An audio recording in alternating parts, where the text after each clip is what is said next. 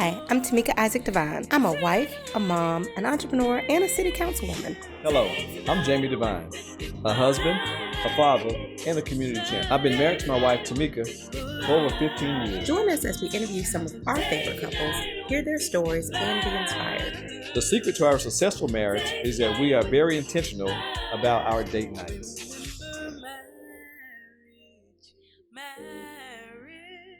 Marriage is a partnership. Hi, I'm Jamie. Hi, I'm Tameika. And we are the Devines. And welcome to tonight's episode of Date Night with the Devines. Date Night with the Devines is our opportunity to introduce you to couples that inspire us. Jamie and I, we are both elected officials, professionals, parents, and people are always asking us, although we're very, very busy, we always make time for ourselves and for our marriage and for date nights. And so people would always come to us and say, wow, Tameika and Jamie, you inspire us so much. How do you do it? And so we thought it would be interesting to bring you guys couples that inspire us. Those that we look to for guidance and the advice and just help us, because we know that as busy professionals, things aren't always easy. But if we make time for each other and make time for our marriage, then certainly things will be good. So that's where we got Date Night with the Devines, and we are excited that you're joining us tonight. If this is your first time joining in, thank you very much. Continue to follow us, and we hope that you enjoy it. And if you are returning, thank you so much. Remember to share this. We are here every single third Monday night of the month. Third Monday night of the month at 9 o'clock for a new episode of Date Night with the Devines. But today we've got an amazing couple that Jamie is going to introduce. We do. So again, welcome everybody. And tonight we have with us HS and Jean Tate. They're our friends from the Brooklyn Baptist Church. They serve on the Couples for Christ Ministry, where we met them several years ago. And just a brief introduction of HS. He is a local contractor. He is also a chef and food extraordinaire.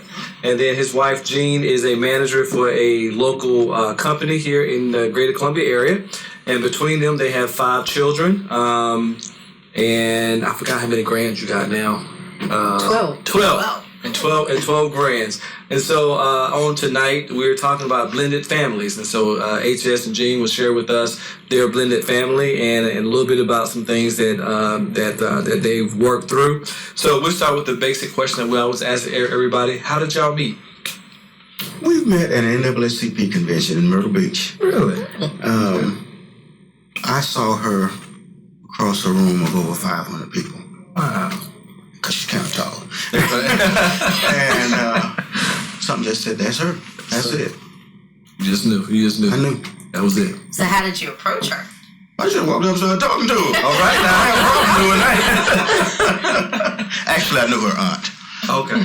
Yeah. Okay, good. So how was the first date? What was the first date like? You remember? First date. Actually, it wasn't love at first sight for me. Okay. It took me a little while. Okay. But our first date. So did y'all become friends first? Is that how that worked? Or?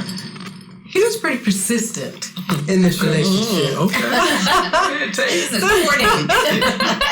Yes. Where did we go? Buttmuckers or something like that? First date was, he took me to dinner. Okay. It's not here anymore. Yeah, it was a restaurant over where the Chick-fil-A is now. Right behind there. It's an old... On Busher Road? No. Downtown. 5 Points. Main Street. Oh, 5 Points. Main Street. Oh, right here. Okay. Yeah. Yeah. The governor's hotel. That was That's the what it used governor's to be. house. That's what it was. Governor's house, yeah. I remember that. So, yeah. Interesting. Had a long distance relationship for a while because I was in Batesburg and he was in Gaffney. Okay. Long distance relationship. So how long did y'all date? Roughly? What, a year? About a year. Yeah. I couldn't take it, so I came down here to build a hotel. I stayed. That's all right there. Okay, I didn't know that. Wow. So you built a hotel. So then once you all got together, so previously, and we talked about this earlier about the blended family, so you both were married and divorced, or was it both married, divorced, and y'all have children from previous relationships? Yeah. up until now. Then you have one daughter together now. Yes. And so, so what's that been like having the blended family come together and everybody kind of working together? To be honest with you, as far as the children were, that was not hard. I think our children honestly liked each other. Oh, wow. And How old were they at the time? We had a 5-year-old, a 6-year-old, a 13, and a 14. Yeah. Valenda, 11, 14. Yeah. So they were pretty close in age. Okay. And they really bonded. One of the things that we did in our relationship was we have 5 children. And most people don't know that we have a blended family. Right. We just have 5 children. Right. Yeah. That's good. And that's really the way it's supposed to be, because when you come together, you are marrying families. So let me ask you this: so since they were still young, when you guys decided that y'all were getting serious and going to get married, how did y'all intertwine the children in that? Did y'all have conversations with them about our families are joining, or did it just happen naturally? I'm a talker.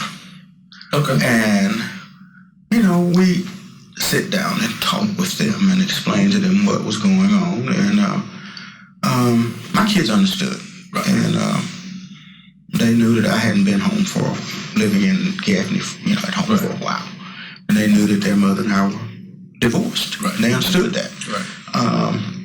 And it wasn't hard. It wasn't hard for them.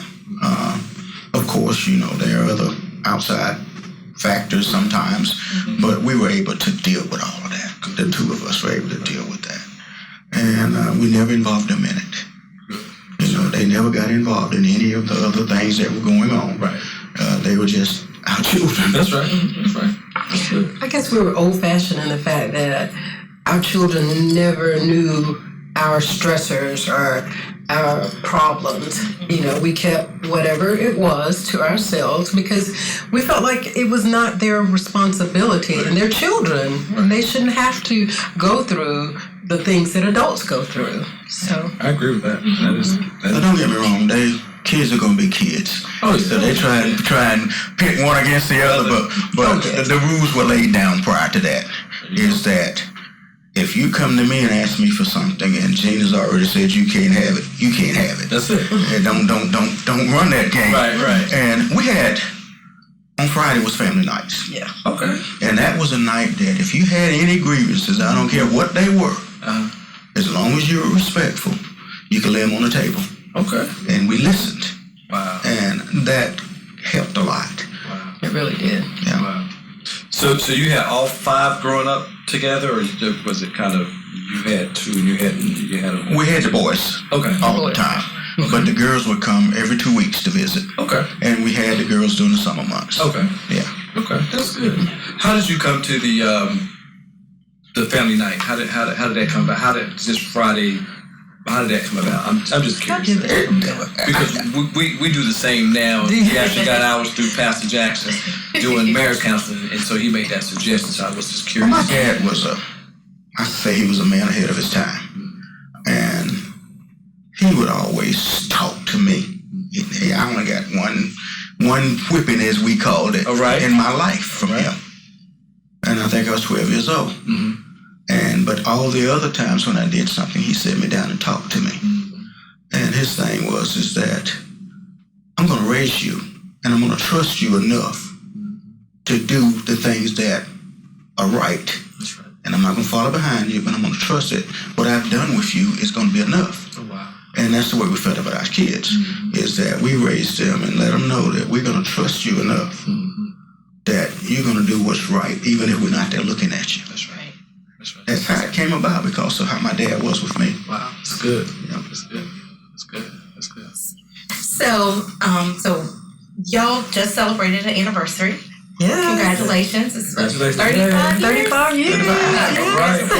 Very good. I've never done anything. That's all right. And that really is, that's a testament. So looking back on the 35 years, and I love what Jean said. It was like, we have 5 kids. It's never been, different than that. I think so many times now the way people view family is it's not always the same. It's like, this is mine, this is hers, that kind of thing. Looking back on the 35 years and then kind of knowing way families are now, what advice would you give people, especially folks who are coming into a relationship with children already, to make it work and to make sure that what they do at the beginning gets them to 35 years? I think one of the things that now that we have to do with children is listen to them. You've got to listen to your children, hear what they're saying. Sometimes we say we're listening, but then we're formulating what we're going to say or formulating what we think they're saying before they finish. So you have to really listen to your children, and that's where we start, with listening to our children and communicating. And giving them that opportunity to say what they really think without repercussions. As a father, I think that men should understand that children have no say-so in how they got here. They have no say-so in that. A child is a child. Whether it's your blood or not, it's still a child. That's right. And you're supposed to love that child, because if he's there with you in your house, that's yours. Yeah. That is your child. Agree with that. And sometimes I think people kind of get caught up in not trusting the other parent enough to treat the children the same. But our children knew that they all had the same status in our households. They were all loved equally. They knew that. And they're grown now, and they still know that. We just spent the weekend with our oldest daughter and Youngest daughter. And our youngest daughter. Okay. And our grandchildren. Right. And 2 son-in-laws. Okay. And we're a family. That's it. And they just love each other. Great. Sorry. Well, we've got to take a break to thank our sponsors, but when we come back, I want to talk a little bit about HS as a chef. And we've had an opportunity to have your food, but I want to talk about cooking and some of the stuff that you do at home and everything. But we are going to take a quick break to thank our sponsors. Today we are, or really this year, the second season of Date Night with the Devines, our venue sponsor is the Capital City Club here in the city, downtown Columbia, South Carolina. And so we thank our sponsor, Capital City Club, for hosting us for this year. So if you have a special event or a meeting, or just want to, have a nice little date night, check out the Capital City Club here on the 25th floor of the largest tower, or second largest tower here in downtown Columbia. Also, we want to thank our sponsors, Style by Nada, Style by Nada, my stylist, John T. Elliott Professional Hair Design, Isaac Insurance Agency, State Farm, Deborah and Isaac Law Firm, The Possibilities Institute, which is me, Tameika Isaac Devine, Shayna Boston Administrative Management Services, and Darren Murphy with Visions Made Plain. Please support our sponsors, because without them, we could not bring you this programming every month. So we will see you in a few minutes. Take a look at these commercials. Join hands, now you're asking what is the next plan. The Possibilities Institute of Partnership. You and your spouse will never strike out. If you're looking to enhance your family life while building your careers, keep loving the success. I want to thank Councilwoman Tameika Isaac Devine, first African-American woman elected to the Columbia City Council. Committed. She is very committed to the improvement of our community. Bold in that she's willing to talk about difficult issues. Not only is she a leader in her community, she's a leader in her sorority. She's an excellent example of what leadership is. I'd go anywhere, anytime to do anything for Tameika Isaac Devine. We have whatever you need. Video, branding, photography, social media, turning vision into reality. And welcome back to Date Night with the Devines. Thank you again to our amazing sponsors. Again, please patronize our sponsors because without them, we wouldn't be able to bring you this programming every week. So tonight we are being joined by HS and Jean Tate. And so before we went to break, we were talking a little bit about their blended family and how they met. But before we went to break, I teased that I wanted to hear a little bit about the cooking. So we know, HS, you are the chef of the family. So do you do most of the cooking in your household? Pretty much so. I do 90% of it.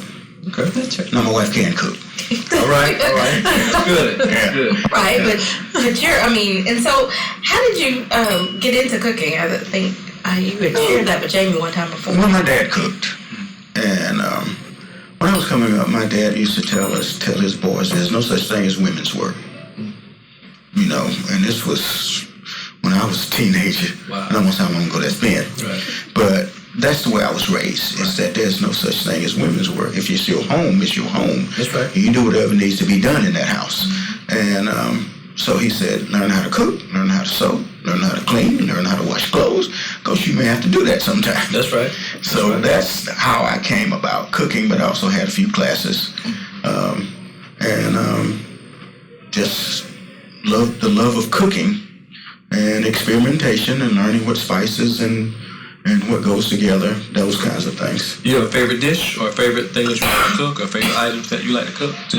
Not really. Not really. No.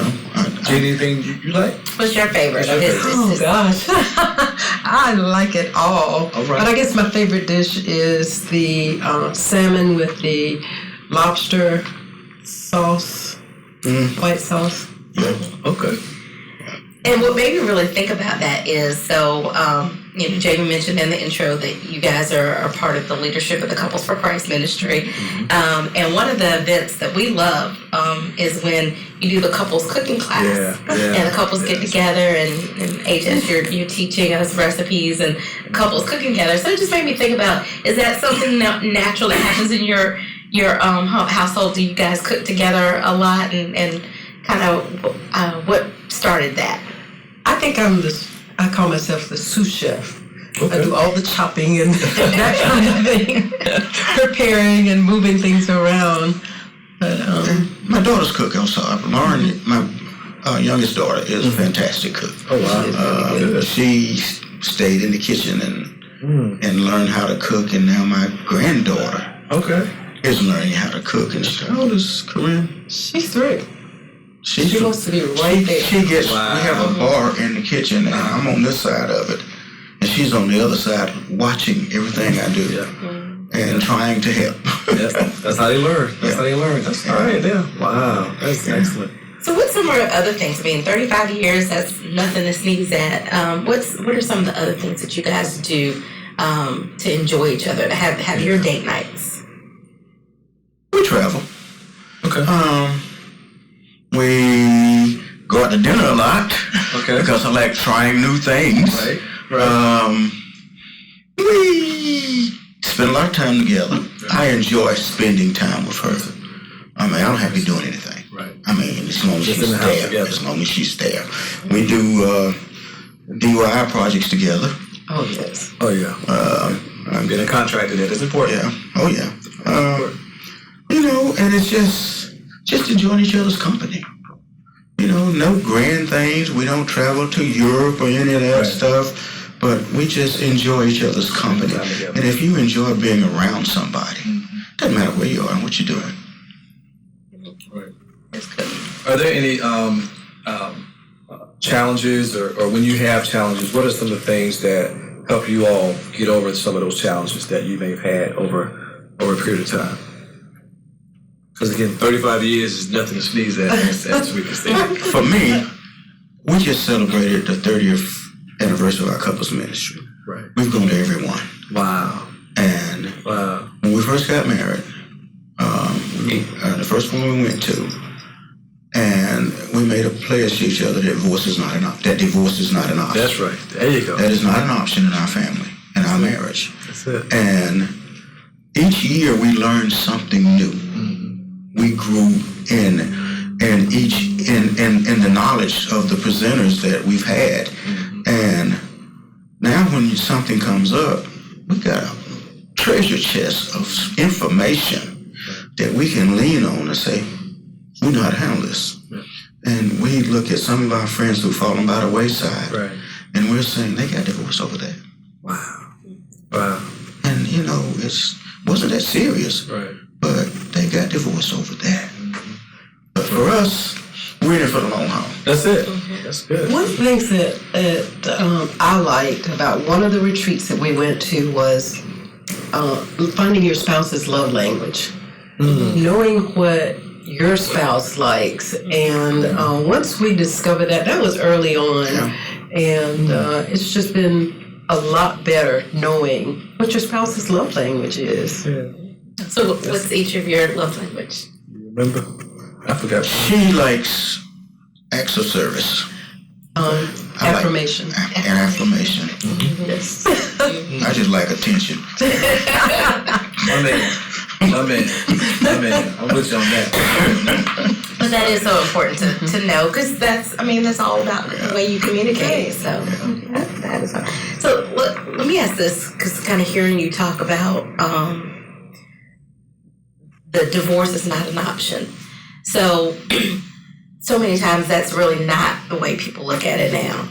And you both you've been there. You've been in previous relationships and divorce. Tell me, kind of, is it maturity that you think that you look at things differently, or was it? I mean, I don't know if I know exactly what I'm trying to say, but it just seems to me like when you've been there, you've had that experience, and so you know what what's an option for you and not. And so now, 35 years.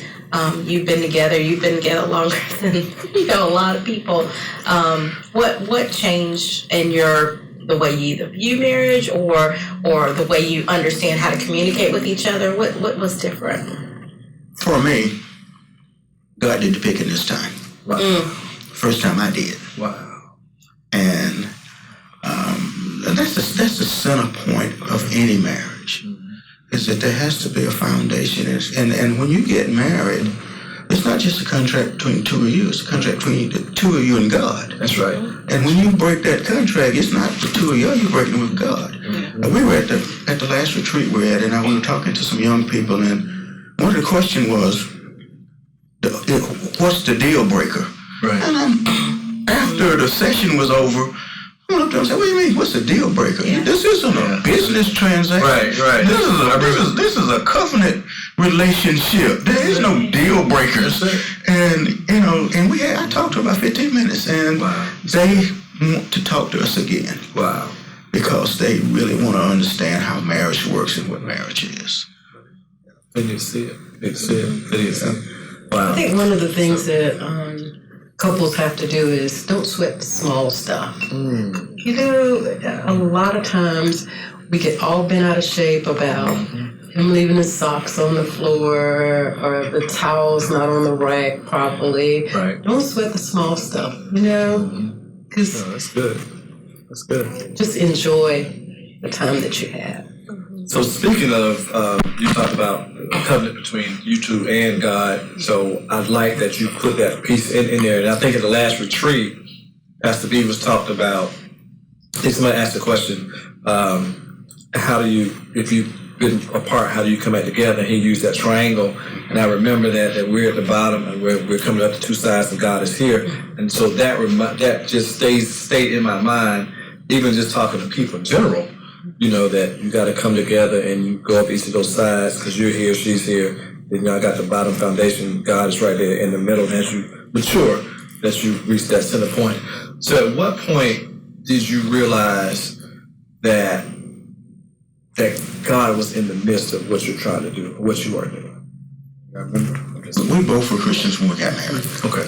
And we knew that from Jump Street. We knew that God was bringing us together. We knew that because both of us been in bad relationships, and we understand what it is to have a bad one. Mm-hmm. So if you know what a bad one is, then you do just the opposite. That's it.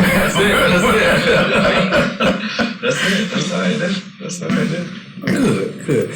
Well, so as we get ready to close out, I like to ask my one famous question in closing. what would you say to a younger HS or a younger Jean as it pertains to marriage or being in a long-term relationship? And I think you might have hit a little bit earlier, HS, but what are some of the nuggets that you would leave with a younger couple or younger couple, not in age, but also the years of being married together? What would you say to a younger HS and a younger Jean? I think I would say enjoy the journey. Because a lot of the things you'll go through are just things that when you look back at them, you wonder, why did we waste so much time on that?